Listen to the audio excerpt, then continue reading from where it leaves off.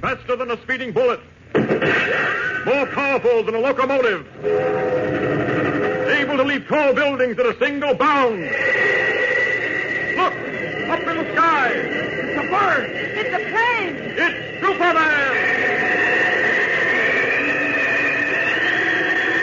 Yes, it's Superman, strange visitor from another world who came to Earth with powers and abilities far beyond those of mortal men. Superman, who can change the course of mighty rivers, bend steel in his bare hands, and who, disguised as Clark Kent, mild-mannered reporter for a great metropolitan newspaper, fights a never-ending battle for truth, justice, and the American way. But before we join Superman, here is an important message.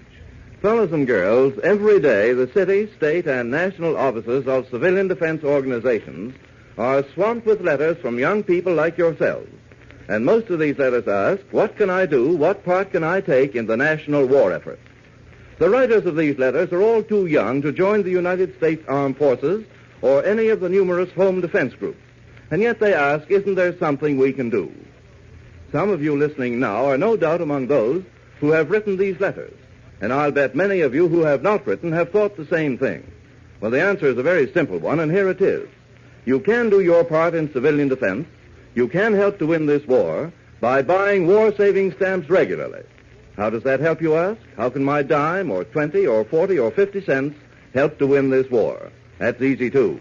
For instance, your dime, just 10 cents, will buy 5 .45 caliber bullets that can be used by our soldiers, sailors, or Marines to knock 5 Japs or 5 Nazis out of commission. And believe me, it's going to take an awful lot of those bullets to knock them all out and win the war. Another thing, 50 cents, which represents 5 10-cent or 2 25-cent war-saving stamps, will buy enough fuel oil to bring one of our destroyers a full mile closer to the Jap fleet in the Solomon Islands. And you know what happens when our Navy gets close enough to turn on the heat. And here's one more thing for you to think over. If every fellow and girl in the United States bought at least 5 10-cent war-saving stamps every day, the amount of money they lend to the government would buy enough fighter planes and bombers to blast Hitler's Luftwaffe right out of the air. So remember that each and every dime is important, that buying war-saving stamps is a very important way to help win this war. So keep in mind this slogan. Repeat it often to your family and friends. Every time you've got a dime, buy a war-saving stamp. And now, the adventures of Superman. Superman, in the guise of Clark Kent, Perry White, editor of the Daily Planet, Lois Lane, and young Jimmy Olsen, are now in the Canadian North Woods, on their way to the hunting lodge of Sebastian Beauvais, an old friend of Perry White's, who is in trouble and needs them. Also making the trip is a man who calls himself Niles Graham, but whose true identity, that of the Laugher, is known to Clark Kent. Graham, or the Laugher, although he has met Superman, is not aware that Kent and the Man of Steel are one and the same person, even though he suspects he has seen Kent somewhere before. As our last episode ended, our friends were encamped in the thick of the Canadian wilderness, while a tremendous hailstorm raged through the woods. Quartered in the same tent, Kent and the Laugher were just falling to sleep, when suddenly a tremendous tree, broken by the force of the storm, snapped and started to crash down on the flimsy canvas shelter. Piercing the canvas of the tent with his X-ray vision, Superman sees the huge tree crashing straight down on him and the Laugher. Suddenly he throws himself across the fat man's body and, bracing himself, receives the full weight of the falling tree across his back. There. Half smothered, and not knowing that the body of Superman is forming a bridge over his own, the Laugher cries out, Kent, what's happened? I can't see. The tent's caved in us. Kent! There's only one thing to do. What? That sounded like... No, it's impossible. Superman couldn't be up here. Oh, couldn't I, my fat friend? Well, I am. I've just had to put Clark Kent to sleep temporarily, and I'm afraid I'll have to do the same with you. Why? What's the reason for anything? There. That's that. Now to get this tree off us. Heave ho! There we are. Better put this tent back up, too. Fortunately, there isn't much damage. So, I'll just set this oil lamp right again. Our fat friend is coming, too. He'll probably ask 100 questions about Superman. Well, I know all the answers, and he's welcome to them, every one.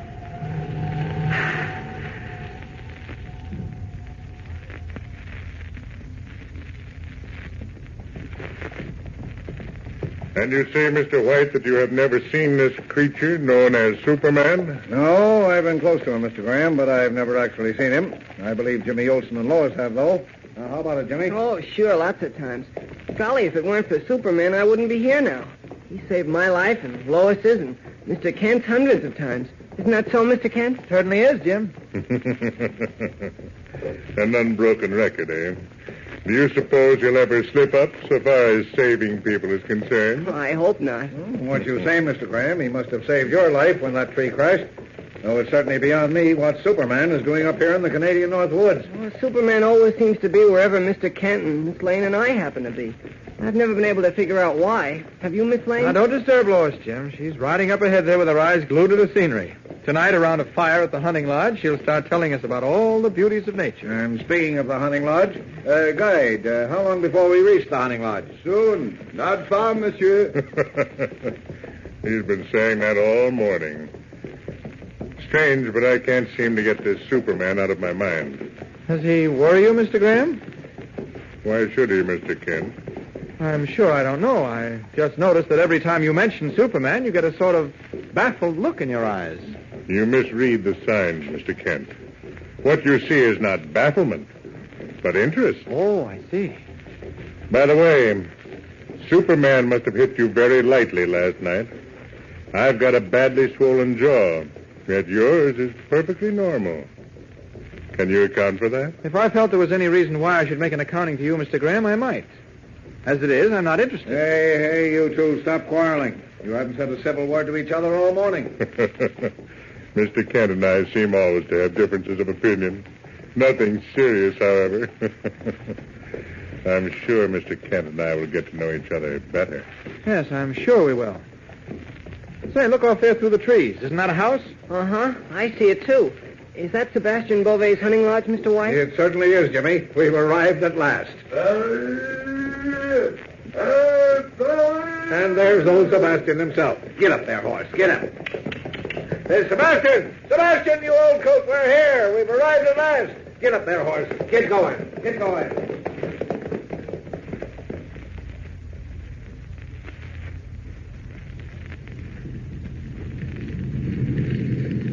There. I put more log on fire. It's cold night. Now men sit and make big talk. Well, the first thing I'd like to know Will is... you be quiet? Sebastian said we men would sit and talk. That automatically leaves you out. Oh, no, Perry. Young Jimmy is a man, too.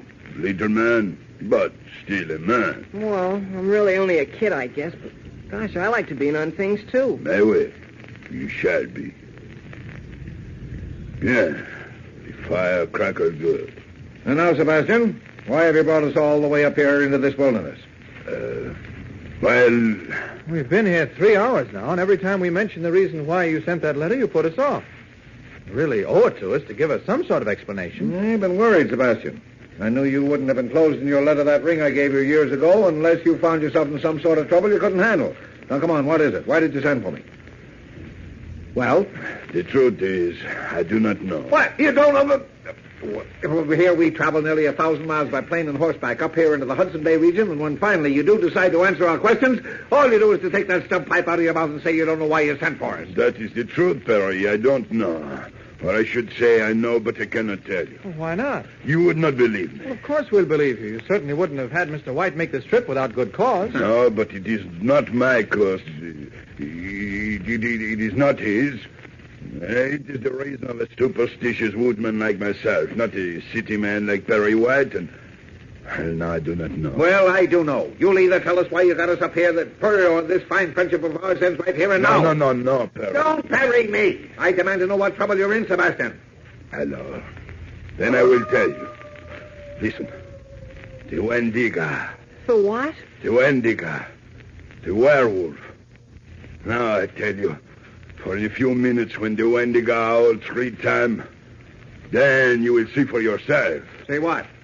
The Headless Indian. The Headless Indian? Yeah, the Headless Indian. Now, Sebastian, don't tell me you've fallen for that old legend. What legend is that, Mr. White? Well, there's a legend in these parts that those who are about to die see a headless Indian riding through the night. Oh, how can he be seen in the night? He glows like he's on fire. You say you've seen this apparition? Well, I see it twice. And now tonight I will see it, I think, 3 times. Well, if you've seen it twice and are still alive, that ought to be proof enough that there's nothing to worry about. You forget the legend, Perry.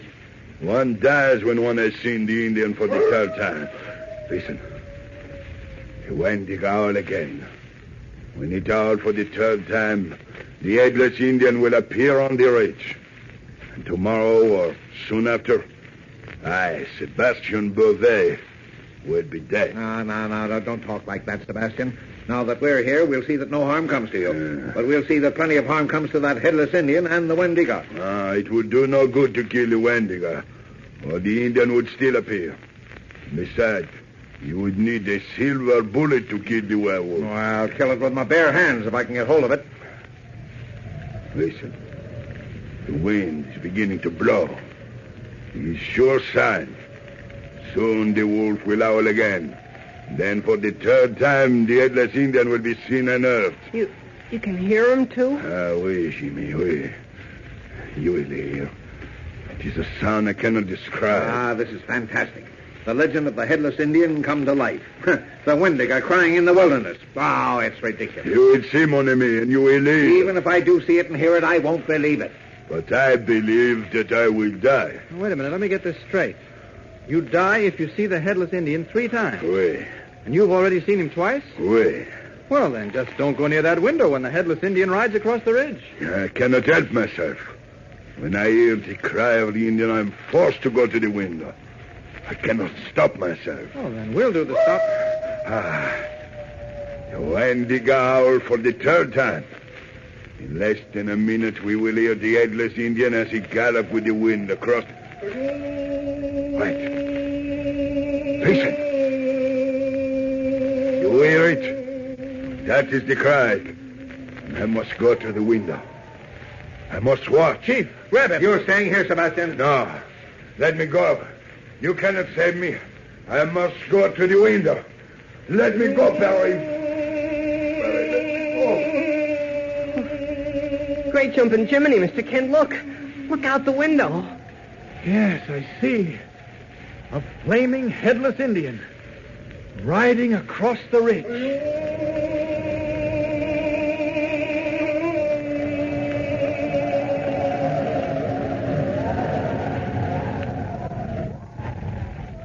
Standing at the window, Jimmy and Kent are transfixed as they witness the wild ride of the strange apparition across the wind-swept ridge. The Headless Indian bathed in an eerie light. How much truth is there in the legend of the Wendigo, the werewolf, and the Headless Indian? Is it a legend, or is death due to strike Sebastian Beauvais? Don't miss a single word of Monday's thrill-packed episode, and listen to this exciting story every day, Monday through Friday, same time, same station. Tune in and follow the adventures of Superman. Well, there goes Superman until Monday. Meanwhile, don't let the weekend go by without buying your share of war-saving stamps. And remember what I told you at the beginning of this program, you fellows and girls who are too young to join the armed forces or any of the national defense organizations.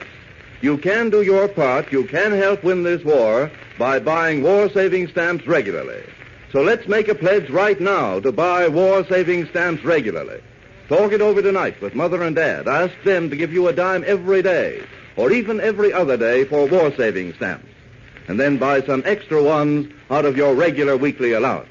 Get your friends to buy stamps, too. Or better yet, why not organize a war-saving stamp club right on your block or in your neighborhood? Make this your club slogan. Every time you've got a dime, buy a war-saving stamp. Faster than a speeding bullet. More powerful than a locomotive. Able to leap tall buildings at a single bound. Look! Up in the sky! It's a bird! It's a plane! It's Superman! Follow the adventures of Superman every day, Monday through Friday, same time, same station. Superman is a copyrighted feature appearing in Action Comics magazine. This is Mutual. Welcome back. Well, we have at last seen the aforementioned Headless Indian. And, of course, Clark Kent was able to provide a common-sense solution to their host's problem. if when you look at the Indian you die, don't look at the Indian. This bit of common sense advice has to go out the door. Must look, must look. I was unclear, did he look? Well, I'm sure we'll find out in part 10.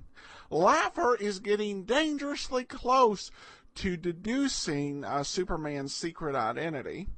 And here, I think he is in some jeopardy of Laugher finding it out, just because there's not the same psychological block that those closest to Clark have. So it'll be interesting to see how this works out.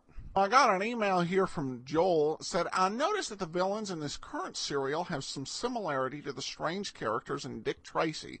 Laugher, for example, and Bullets are more comic-style characters than some of the villains in the earlier series. Could the popularity of Dick Tracy be influencing the Superman writers?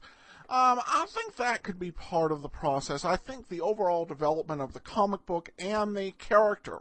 Because remember, here is where these episodes, as they're being made, Superman had only been around for 4 years. So maybe the comic book development, and of course we've only got this serial here to go off of.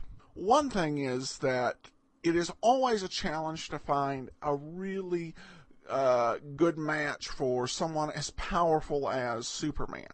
And that has been one of the big challenges that writers have faced in writing the strip. Because you want to create conflict and a feeling that there's something at risk. That's hard to do when your hero is absolutely unbeatable. So I think that might be playing a factor as well. Clearly, Laugher is presenting much greater challenge for Superman than Hans Dolbein, the doll maker. So I'm enjoying this serial. We'll see how it plays out in part 10. In the meantime, if you have a comment, send it to me, adam@adamsweb.us. Be sure to check out our novel Tales of the Dim Night, dimnight.com. And remember, cast your vote for the show on Podcast Alley once a month. Well, from Boise, Idaho, this is your host, Adam Graham, signing off.